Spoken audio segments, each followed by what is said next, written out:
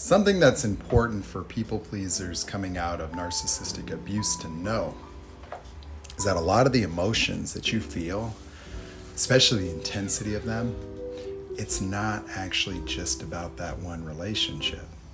You see, the one thing about people pleasers that they need to really get through their head is that people pleasing in general exposes you to the same kind of experiences in many different arenas of your life. Now, obviously, what makes the narcissistic relationship much different is the constant devaluation, the constant lack of validity for your experience.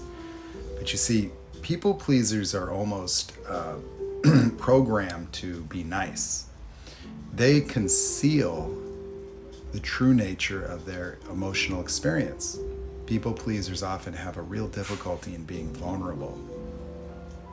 The reason is that vulnerability in the childhood of these people, myself included, was not available.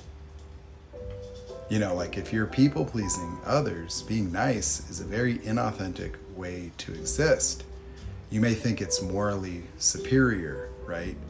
You may think it's obligatory or appropriate or kind or good. It makes you a good person. But you see, when you act out of alignment with your actual true feelings, what happens is that you collect a lot of trauma.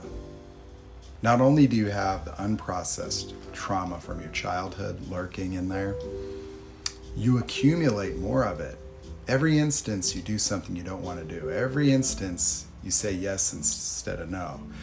Go along with someone else's ideas or their plans, or have your communication modified within yourself to be agreeable with other people and sell yourself out. Every single instance where you are not authentically expressing yourself and being somebody that you think other people need you to be, and at the same time, being devalued or being invisible. What happens to people pleasers is people pleasers periodically have to break down emotionally, whether they do it on their own or they do it, with people. They have a lot of emotion that they don't experience it, meaning when you're focused on addressing the experience of like trying to be good enough for someone else, these notions of self, these generalized feelings that give us anxiety or give us stress, they block us from the experience of our own sadness, our own regret, our pain, the experience of having all these undelivered communications in our life. And there's an accumulative consequence of that.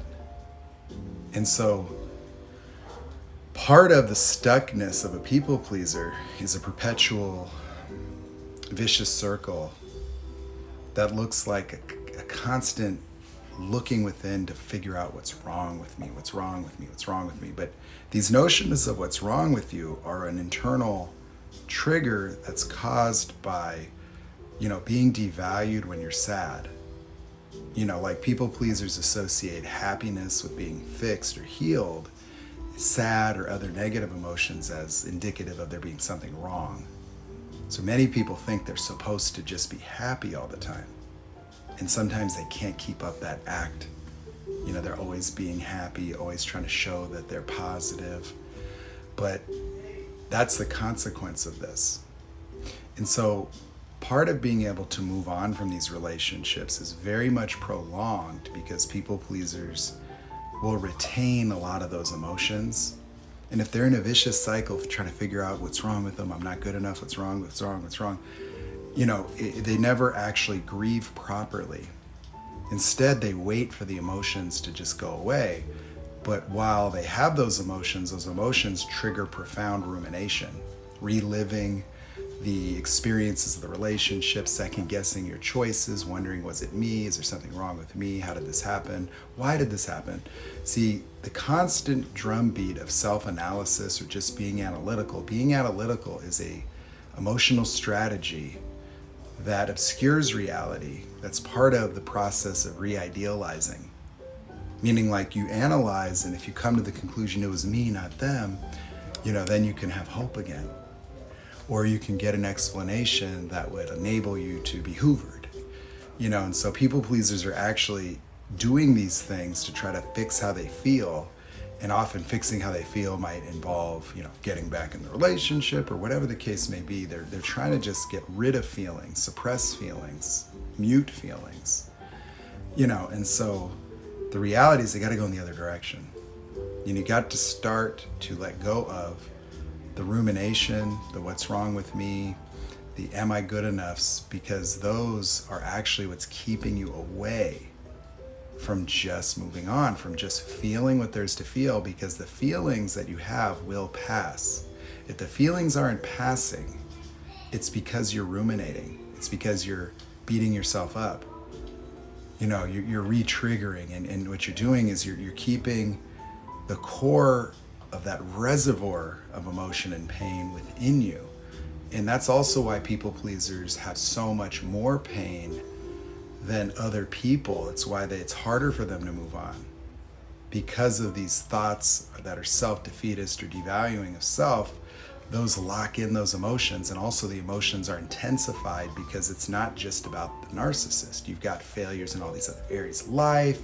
You've got this overall sense of not good enough and other failures and breakdowns. But more importantly, you have been accumulating all this crap over a lifetime. And so it's really, really vital that you start to learn how to be vulnerable with how you really feel inside, and you start to allow that out. For me, why the healing was quick was because it took about 3 days for me to feel so many emotions, not just from this relationship, not just from each individual one in my current life at the time, but to re-examine all of those relationships. That there was still something there within me that had to come out. And so I went through many different memories, almost like from now all the way back.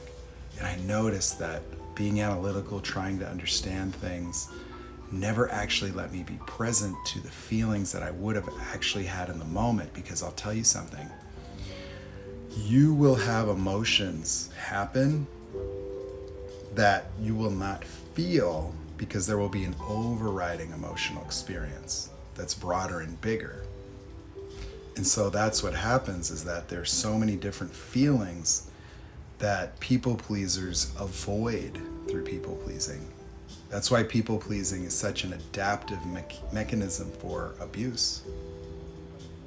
Because, when you go, I'm not good enough, and then you try to work to make your parents happy as a child, it actually blunts or dampens, the normal emotional responses to being abused by adults.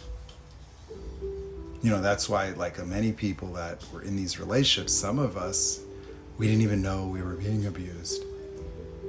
We didn't know, it didn't even seem like that. And many people pleasers, while knowing they didn't have a perfect childhood, they'll think well, my dad, he was a good man. He did the best that he could do, right? And it doesn't mean that you have to hate your dad or mom, but the idealization is often kind of creating a more idealized view of the past.